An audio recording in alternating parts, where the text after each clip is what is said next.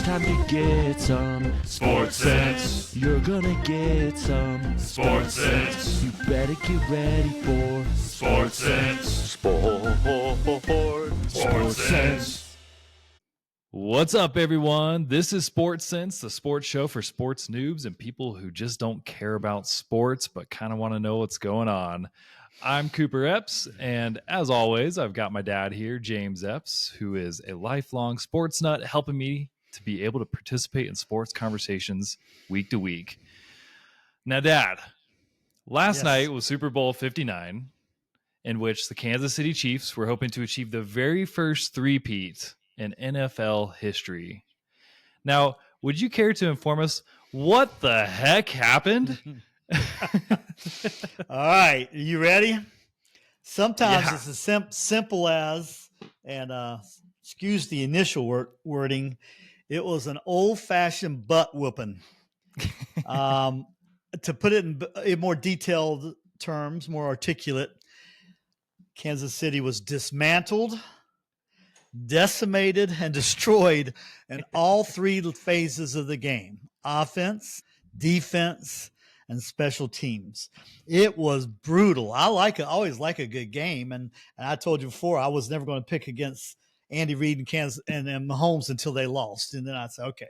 But if you remember, you picked Philadelphia. I convinced you because I told you how good they were, right? Do you remember that last week, right? I do, and in fact, the only video I posted from us last week was when I said, isn't sports just kind of about who has the biggest muscles? And I gotta say, I think I was kind of prophetic there in this case. Well, you picked the right team. If we're going to but Philadelphia Eagles team would disagree still with you. They might have the biggest muscles, but I think they outcoached Kansas City. They outplayed Kansas City. So it took brains and brawn. They had both.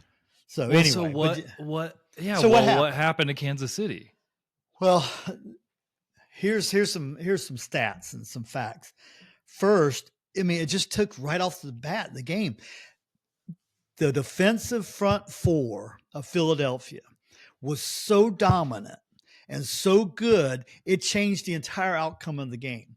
Meaning, and Kansas City has struggled off and on, but they always could work around it. I've always said when I've talked about them, they don't have the best offensive line. They keep kind of patchwork it. In fact, my heart goes out. We have one of our NC State guys who's a great guard, which is the one that plays next to the center on the offensive line for Kansas City. But due to injury, they had to move him to the outside one slot, right? So an offensive tackle. That's not his natural position. They kind of made a to-do during the game of a guy he was fiddling with his knee brace, and so that's the defense. No, that's the defensive star for Kansas City. That's Jones, and he was a little banged up. So anyway, I'll talk about that in a minute. I'll get to the defense in a minute. Kansas City's defense started out the gate. They played well, but they couldn't overcome the tidal wave that happened to their offense. So here's one stat that just, to me, still blows my mind. Mahomes was sacked. So let's talk about the first half. This is even more crazy. And I've got a couple funnies for you on this, but of what people have said. One of them's your grandma. We got to get her in here. You're going to die laughing. I think you'll die laughing. But anyway, I died laughing. The defense was so smothering that Kansas City could not even get a first down. They didn't get past midfield, I don't think, till the second half. I'm sure of it. So what happens when your offense goes what you call 3 and out? 3 downs, punt, or interception or fumble, right? So what happens to defense has to what? Race back on the field. They haven't even got a chance to take a breath, get rested. So the defense was on the field, and I'm not kidding you. At some point late in the first half, time of possession was running something like 14 minutes to Philadelphia and 3 minutes Kansas City. Clock, right? At one point, the screen said that that the Eagles had done 22 plays in the offensive zone, and Kansas City had done 1 at whatever point in the game that was. Right. Clearly, just offense was doing literally zilch, nothing. Yes, and they had Kansas City had 19 total yards gained. and Kansas City, and Philadelphia had 180 at that point, or 170. It was that dominating. So it's kind of like the old, when the avalanche starts, it's a little slow at first. And that's what it was an avalanche from the beginning. And it was, Kansas City was destroyed. They were just destroyed by the end of the first half. I didn't think they could. Yeah. As they say, that's boat raced. I can come up with all the sayings because they got it all done to them. But what happened is it gets worse and worse. Avalanche gets bigger and bigger as the defense has to go out there more and more, and they're just getting gassed. So they played well. Their number one goal is to keep Saquon Barkley in check, and they did. He rushed for 57 yards. He did his part. He acted as a decoy mostly. He did a great job. So we weren't going to get into the minutia of stats, but we'll talk about a couple of them. So they did great on that. You're bringing up this point of Kansas City's defense being really tired because of how often they had to play that game. Correct. I honestly didn't think about that at all last night. That's a really good point.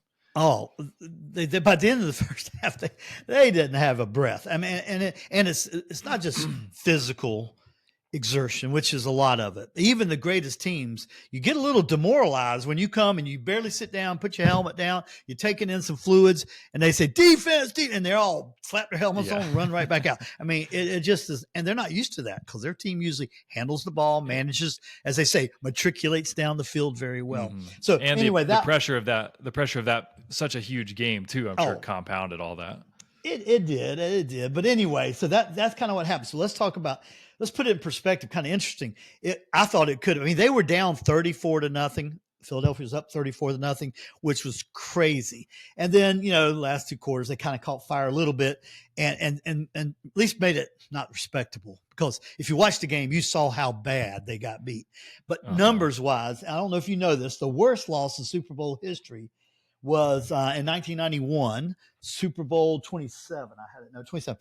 San Francisco 49ers beat Denver Broncos 55-10. Ooh. 40. That's a 45-point spread. So so at least they weren't in that range, right? they weren't in that range, but it was still bad. So I got to share a couple thoughts with you on this, right? Your mom was over at grandma's today. So for those who don't know, grandma's a widow and she's in her upper 80s. She's not going to listen to this. I don't think I'll get told on, but first thing, so your uncle Terry and your mom were over there helping her today, and she ended up watching the Super Bowl by herself last night, which we felt bad.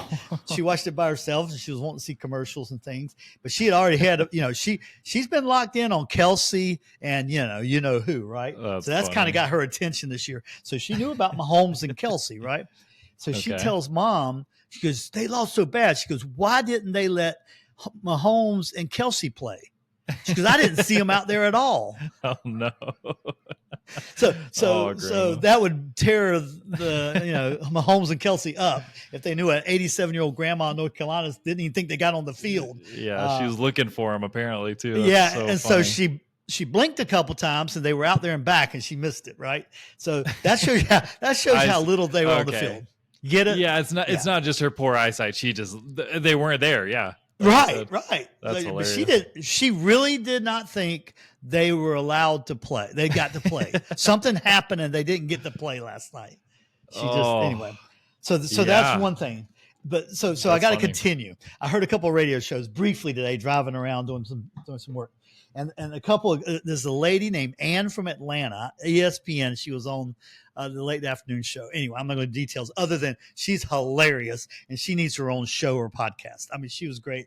And one of her lines was, she goes, I was watching that game. I thought about calling Child Protective Services. They were whipping that boy so bad in the backfield.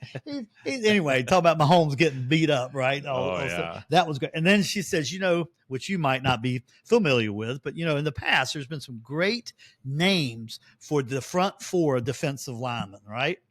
So, you said that term earlier, the defensive front four. What does that mainly mean? Front four. It's just the line? Down line. Yes. The defensive line. There's usually the four. Sometimes there's three. Yeah, they're trying to sack the quarterback. Are those the main? Okay. Yeah, and Philadelphia had four. Their four played the best. They had how many sacks on Patrick Mahomes? Well, see, that's what I was leading towards. Yeah, they had 6 sacks. But here's the key, and they rushed them. who knows how many times. He was running for his life the entire game. Yeah, But he seems they did totally, that. Yeah. He seemed totally, he had no confidence, like his line, because his line just, he never had a chance, it seemed like, to get a shot off. Here's the word for Mahomes that we've never used before that I know of. He was rattled. He was rattled after the first couple of series, and you never see him. He threw a bad pick six. He threw a bad interception. He was rattled, and you never see him rattled. That's how bad it was. But that front four, in the history of NFL, they always had really cool names. Like Minnesota had an incredible defensive front four. They call them the Purple People Eaters. The Steel Curtain for the Pittsburgh Steelers in the 70s. That's another great name. There's several, but that. Yeah, so I feel like I've heard that before, so it's cool to hear now, understand what that means. Yeah. So that's what it means. So it's front four defensive linemen. But anyway, this Ann from Atlanta, who just was cracking me up, she said she had a new name for the Philadelphia front four. It's called the Philadelphia, what does she call it? The Philadelphia Moving Company, because those are moving those boys around like little pieces of furniture and putting them wherever they wanted to put them. Oh, she was great. So yeah, that was big. What you just brought up: 6 sacks, tons of pressure. Oh, and no blitzes. That's what I was leading to. They didn't blitz, meaning they didn't bring an extra man or two like Kansas City did a lot, right? They didn't bring it. Not one time. I don't think that's ever heard just of. 4 guys just tearing up. Did Kansas all that. City's offensive line. That's crazy. The whole game. Wrecked the whole game, basically 4 guys. And what that means is when you only commit 4, so that gives you 7. 4 plus 7 is 11. Nobody to pass to. Right, because they're double teaming and they're all covered by and plus they're not on top of only rushing 4, they're not giving them any time. It was the perfect. So my assessment is Philadelphia played a perfect game. Offense, defense, special teams. And this is the truth. Kansas City was absolute antithesis of that. They played the perfectly worst game. They had penalties. They got shook up. They had guys. They had a big play to go third down, finally get and they had a guy lined up in the neutral zone on a defensive play too. Hands are down. They made dumb play after dumb play. Mistakes. Nobody's going to be able to complain about the refs now because the refs absolutely. It seemed like they only called penalties on Kansas City last night. Well, most of it their own fault. A lot of it was their own mistakes. You know me. I really didn't. I told you I like Andy Reid a lot, so I was pulling for him some. And the 3-peat I thought was cool, but I didn't really care. Even though my grandsons, 2 of them, they decided to pull for the Eagles right when it started last night when we were watching the first half together. And of course I told them I'm going to pull for Kansas City. And then they abused me for the whole first half, walking in front of me, doing things like they were wagging their finger at me, and they were doing they were giving it to me. Finally, your older brothers told them, boys, Grandpa's not a Kansas City fan. He said, it's worse. He's a Panthers fan. Yeah, exactly. But I sure hope that they grow up to be good athletes. I mean, they're off to a good start because they've got the celebration dances and the taunting and the trash talk. Good down. gosh, they do. Yeah. They're CJ's the worst, by the way. And Paxton said he wanted to be on the show since CJ got on the show. But we'll at least say his name. But they had fun with Grandpa for the first half last night for sure. Paxton, we'll get you on the show. Don't worry. All right, a couple little quick notes for your information. Are these like just fun little tidbits? Yeah. I kind of have a question. I have a larger question for you before you get to those. Give it to me. Why? I mean, because like you said, this was not the largest deficit of a victory in a Super Bowl or deficit of points, or I'm not saying the right terms, but you get what I mean. Yeah, this is not the largest difference in points, but only because in literally the 11th hour, last second, Kansas City got some points on the board at the end there, like the crazy huge pass all the way down the field. The guy, the receiver, Worthy, I guess, caught it with 2 guys guarding him. I mean, there's an impressive football there at the very end from the Kansas City. So, what happened? So why didn't they do that the whole game? Just how could they not compete when they had some of that in them, obviously? Oh, they've got it.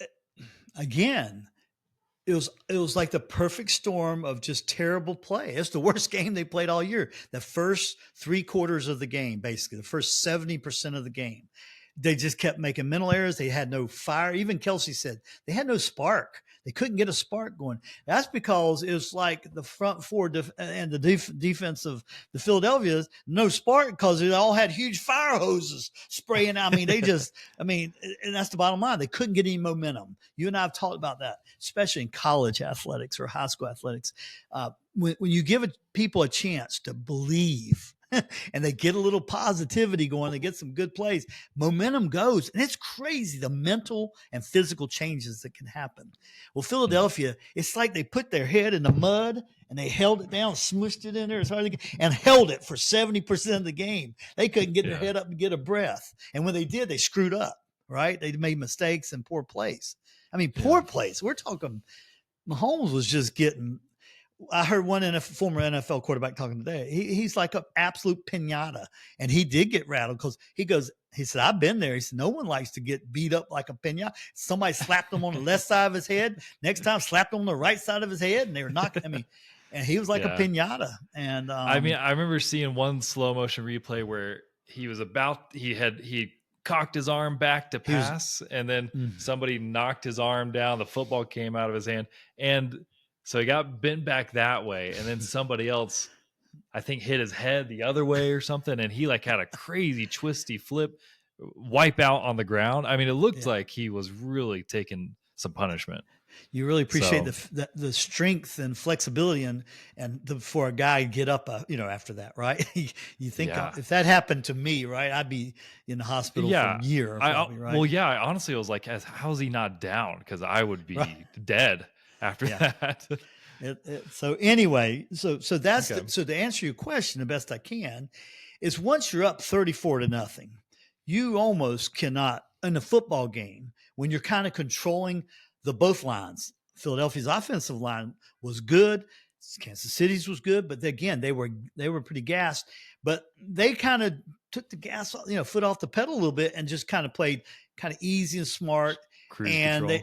A little bit of cruise control and probably some couple guys got in subbing in a little bit and playing some different players. Excuse me. And so, Mahomes, they're going to make something. And the thing is, here's I think the positive or me being impressed by Kansas City is they didn't quit. They didn't quit. They weren't going to quit till the last second's gone. And the odds were, I didn't believe there's any, once it got down 34-0, I told your mom, this game's over.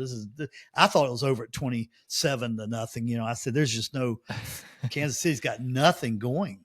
And then they had that spurt and they picked up, the 16 points the final quarter and that sort of thing. But by that time, the game was long over at that point. They dumped the Eagles coach with Gatorade with 5 minutes to go still, or 3 minutes to go or something. Yeah. You know what? He could have taken a bath at halftime swimming and he'd been fine. That's how bad this one was, which I was sorry to see. But let's see. So anyway, does that answer your question? The people, they just let up a little bit and they make sure they protect normally the big thing. That one big play was crazy. That was just, that was crazy. But other than that, they were just playing a little what they call soft, meaning just keep them in front of them. Just don't let them score 4 touchdowns in 8 minutes.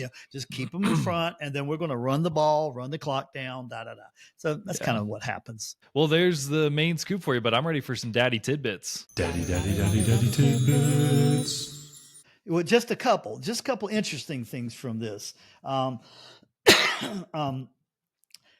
Hurts and Saquon Barkley, quarterback and running back, are the only pair ever. Anytime you hear this, to me, it blows my mind. Ever in NFL history, right? So if something like that happens, you got to pay attention and give note to it.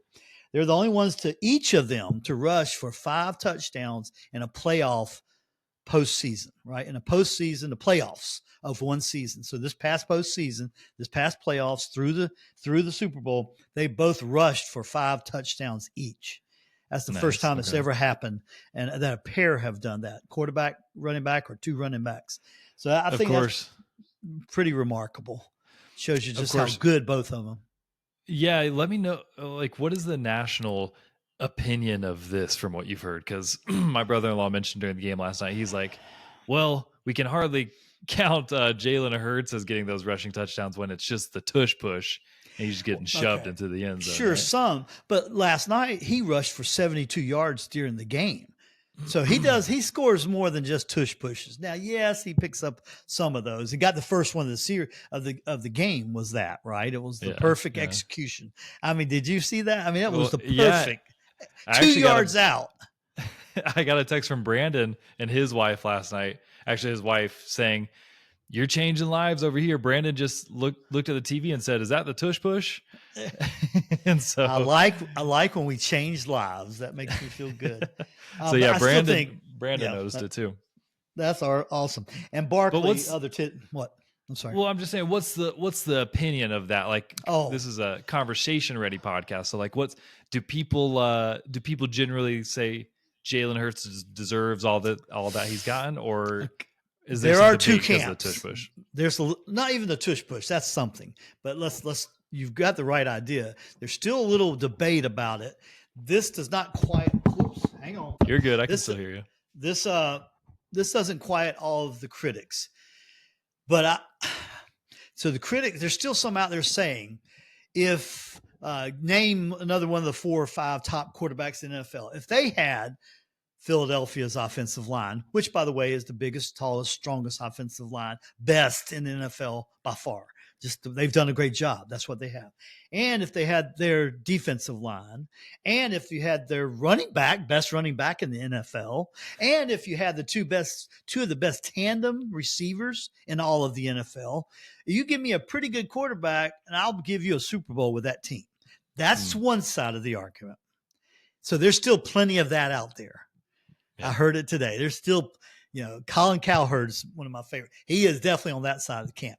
Then on the other side is Hurts does what they need him to do to win the game. He can, like I said, he ran for 72 yards last night.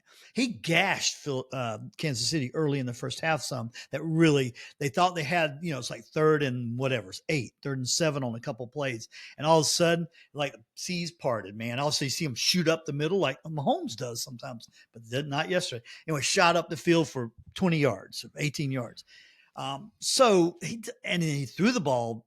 He probably had his best passing game in terms of where the ball was located, the TD passes that he's had all year.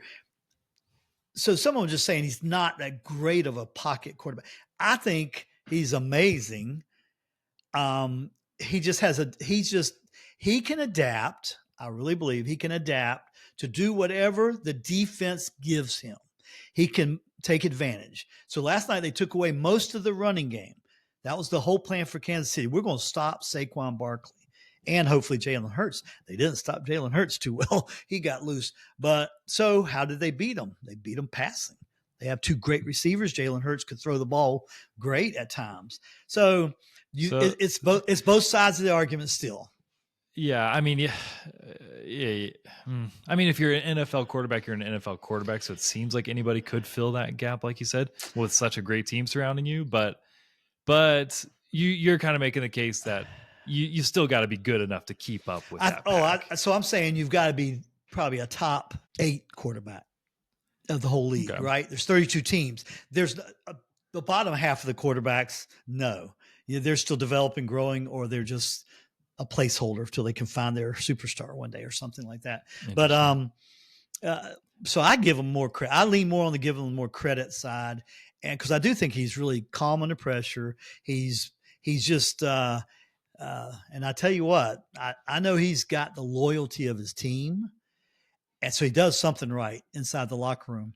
And hey, any man that leads with and sincerely, you don't hear it all the time. You aren't going to hear it in all the snippets, but he leads, and not only leads with, like some of them all give all glory to God. He'll give you a sermon. He'll spend time quoting scripture. He'll tell you about Christ. He'll tell you he's one of those who there's more and more of them that are more vocal about that. That doesn't always get played on the snippets, right, of ESPN and other stations or Fox. They'll play some, but he's genuine. I mean, he's sincere. He's a convert. He's a committed Christian for sure. Cool. And so that's pretty cool. And I think here's the final piece I think that really makes it, because nobody's loved their coach. Sirianni, the players love him apparently, but he's been a loose cannon, and he he was given a good job, 4 years ago or whatever. But that's the Eagles coach, Sirianni? Yeah, they were trying to run him out of the town before the season started. And then they started the season 2-2, 2 wins, 2 losses. They wanted to get rid of him. I mean, and but all he's done in 4 years is gone to the Super Bowl twice and won it once, right? But apparently what they really have, and this sounds funny, but I'm convinced because I've heard a lot of those players, they have a real love for each other. I mean, they are truly devoted, and they're selfless enough. They've got a receiver who's been great in the NFL, but he's got to have the catches. He gets a little mouthy, but I am convinced they all, and Hurts is one of the guys, they're willing to give up stats. They're willing to do whatever it takes for the team to win. And they got so much talent there that if somehow you get the buy-in, quarterback is the main leader of that buy-in, and the coach, you get the buy-in that you're willing to sacrifice your personal stats, which could equate to more money in your next contract. You've done something. And I think Philadelphia has done that. That's now, you talking about somewhere I would not want to be in the city of Philadelphia last night or the next 2-3 days, because I don't think it's dangerous. They're crazy. I posted a meme on the Instagram of it was a video of what would happen whether the Eagles won or lost the Super Bowl. And it's just like a whole city, just riots going on and buildings exploding and stuff. They zoomed. They had an aerial. Obviously, some drone was up there taking some video, and they showed this one little pocket of some man. He's holding a big old firework that shot, like a Roman candle. He was holding it in his hand. It was going, and he's just holding it. He's probably drunk out of his mind. He's holding the thing. That thing's supposed to be mounted and down, and so kind of give you a little flavor of the celebrating that was going on last night. Man. But anyway, I guess the last thing is Barkley. I told you that. He rushed for the most yards in an entire season, including the playoffs ever. So okay. He didn't get the season thing on the TV. He didn't get the season because he sat out. Remember, he didn't get the season. They benched him for a couple. Yeah, games, for right? one game. So he had 2,504 yards for the whole season, counting the playoffs. So I think that's pretty cool. Yeah. How many games? Yep. How many games is that total? So they had 17 plus 3 they had 20. Okay. Wow. So 2,000 plus yards is about 100 yards a game on average. Over 100 yards a game average, which is really remarkable. So that's really good. Okay. And that's with sitting out a game. So give him 19 games. That's true. He sat out a game. So cool. Anyway, so that's pretty much what I got on. There's tons that you can talk about, but I think that's the fun stuff anyway. All right, that's it. That's a wrap. Yeah, we talked a lot longer about the Super Bowl than I meant to, but that was the big thing, obviously, over the weekend. And important question is football season's over, so what the heck is next? And I don't mean just for our podcast. We'll find stuff to talk about, but what do I need to be aware of going back out into society? What's the next thing that people are going to be talking about who are sporty? Well, after appropriate time of mourning that I'll have, as in MOUR. Right. Anyway, so 3 areas, right? The first, and we'll definitely, as the playoffs get closer, NBA. I mean, there is some fascinating trades. We just had a trade deadline for the NBA. I told you I've really had my own anti-NBA attitude for several years now, but that doesn't mean I don't pay attention, and I know what's going on. So I know it well enough. But the NBA, the playoffs will start preparing here in a few more weeks. They just had the end of the trade deadline. Some big trades happen. Pretty interesting. We need to always touch on hockey just enough. We know their playoffs extend a long period of time, so we won't get too excited about them yet. But I laughed. You remember how I told you before we'd even know or can believe we'll start seeing the guys getting ready for spring training for baseball. Sure enough, on ESPN.com today, they already had an article and a picture of the guys stretching and doing some. So it's not, what is today, February? So we're probably just 3 weeks away, 2 or 3 weeks away from pitchers and catchers. They show up first and they get there a few days ahead of the rest of the team. So that will just be in like a couple of weeks. So, we'll talk about baseball. So when does the baseball season actually start? Like games. It used to be always May 1st, but it's April, the end of March. April 1st used to be a traditional day. So end of March. But the biggest thing, I was saving the biggest thing is going to be coming up. And so we'll get into it. We'll spend a lot of time, but March Madness is coming. So we'll start talking about bubble teams and who's looking to, and where, what teams are going to be in, what teams are going to be out. And then before we know it, just like 3 weeks away, four weeks away, we'll be into March Madness.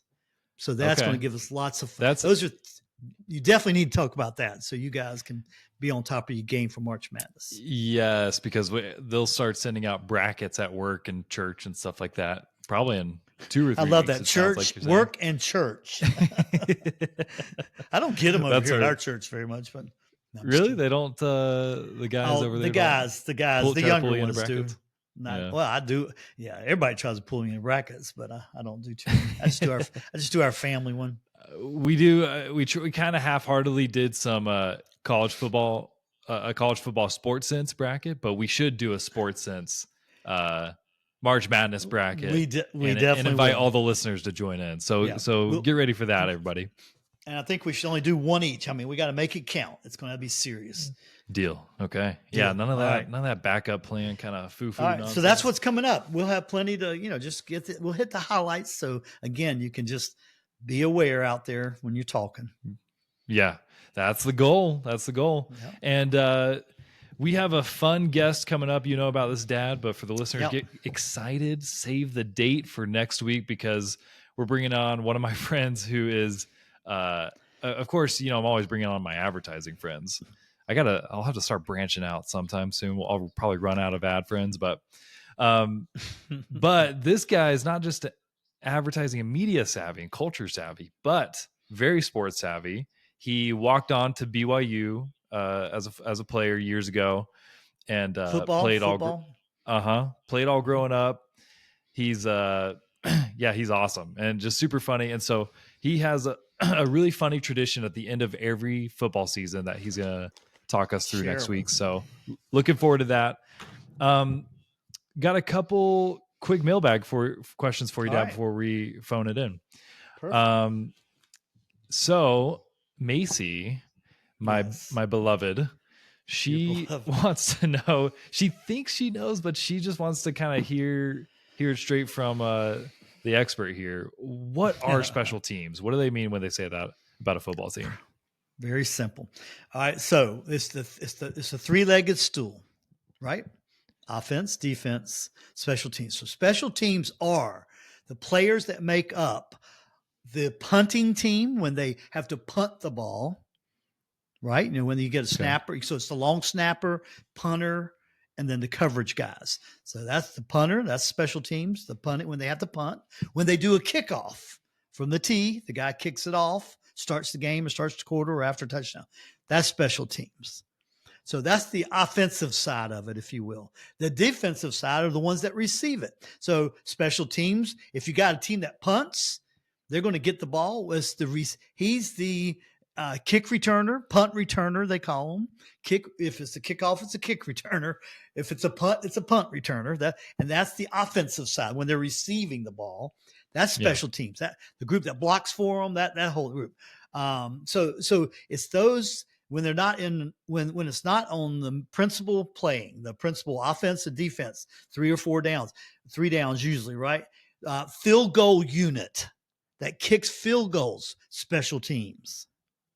So it's everything. It's pretty much it's everything that's not offense, running or passing the ball, or playing defense against that. Yeah.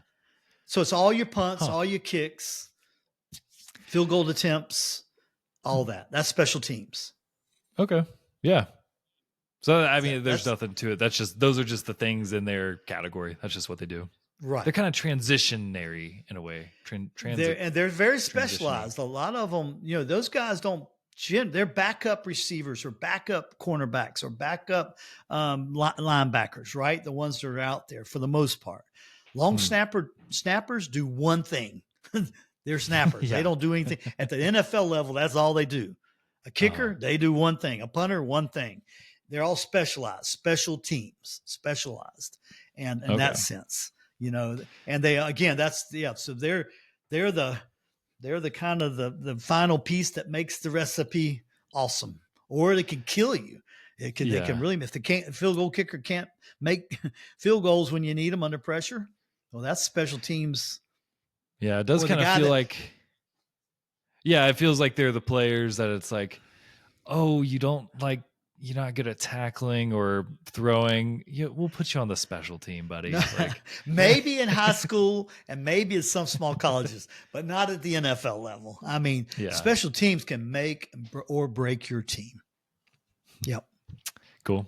Well, there you go, Macy. All right. Um, Good question. I had Good one question. last one, which is they showed during a commercial break during the Super Bowl last night an ad for UFL, and it kind of made it seem like it was a big, exciting deal. Do you know what it is, and do people care about it? Like, let's be honest. Great question. Number one, see, you felt like it should be something we should care about, right? So that should hit right down your alley. That means there's some great marketing, great ads. I mean, if they got you thinking like that. So think of it as an off season of the normal football season, off season semi-minor league. Okay, semi-minor. Well, meaning there's a few players that come out of that. There's been for many years, over many decades, every few years, a competitor to the NFL will pop up. It's been I've heard of XFL. That was prior. Ago, Before right? that was USFL, and then there's XFL, and then and so the UFL, United Football League, they've gotten smarter. They've made it a business model that they're kind of figure out how to make money, and I think they'll stick around. And there are the teams for which in the cities they're in, the starved football fans who have no football for these 5-6 months, who are miserable. They get to go and have fun, right? They get them in these stadiums, and there's not but so many thousand people, right? A few thousand. And it could be their team, and it could be, the Oklahoma Thunderbolts. I mean, they have their team. But now they got smart. I think there are 8 teams now, and their home office basically is all central and somewhere in Texas. And they basically bring everybody in, they work out, and they financially have pulled their resources. But then, so they do a lot of their tryouts, do all that together in one location to make it more financially feasible. So it's a whole business model to try to make it where it actually works financially. Because most times all of them have all gone belly up and bankrupt, right? Have these all been independent leagues of the NFL, or does the NFL own them? Nothing to do with the NFL. No. Okay.